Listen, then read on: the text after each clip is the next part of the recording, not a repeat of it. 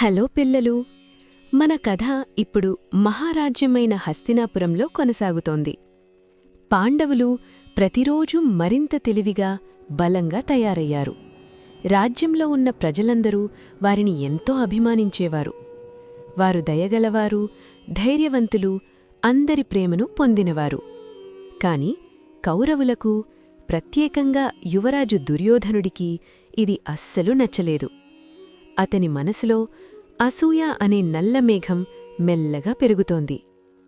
ఒకరోజు దుర్యోధనుడు తన మామ శకునిని కలిశాడు. శకుని చాలా చురుకైన, కుట్రలు పన్నే వ్యక్తి. శకుని కపటంగా చిరునవ్వు చిందించి ఇలా అన్నాడు: పాండవులు హస్తినాపురంలో ఉంటే ప్రజలు ఎప్పుడూ వారినే ఎక్కువగా ప్రేమిస్తారు. అందుకే వారిని ఇక్కడి నుంచి దూరంగా పంపాలి. మళ్ళీ ఎప్పుడూ తిరిగిరాకుండా చూడాలి. ఈ ఆలోచన దుర్యోధనుడికి చాలా నచ్చింది.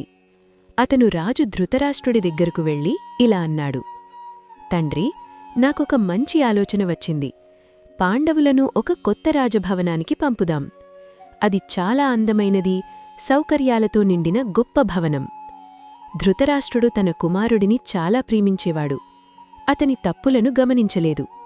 అందుకే వెంటనే అంగీకరించాడు. అతను పాండవులను పిలిచి ఇలా అన్నాడు: నా ప్రియమైన పిల్లలారా, వారణావత అనే నగరంలో మీకోసం ఒక అద్భుతమైన రాజభవనం సిద్ధం చేశాను. అక్కడికి వెళ్ళి ప్రశాంతంగా, ఆనందంగా జీవించండి.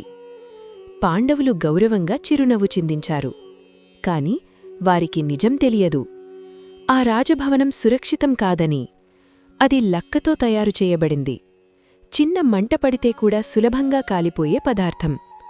అదొక కుట్ర, ఒక ఉచ్చు. కాని రాజ్యంలో ఇంకా ఒకరున్నారు. వారిపై నిజంగా ప్రేమతో ఆలోచించిన వ్యక్తి. జ్ఞానవంతుడు, తెలివైన మంత్రి. అతనే విదురుడు.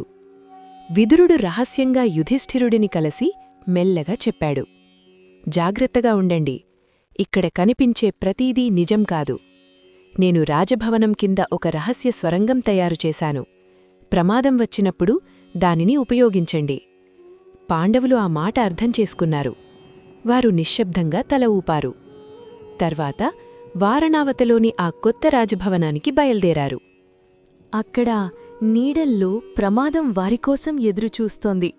తర్వాతేం జరిగిందో మనం నెక్స్ట్ ఎపిసోడ్లో తెలుసుకుందాం. అంతవరకు బాయ్ పిల్లలు. మా వీడియోని చూసినందుకు ధన్యవాదాలు. మరిన్ని అందమైన కథల కోసం మా ఛానల్ని సబ్స్క్రైబ్ చేసుకోండి.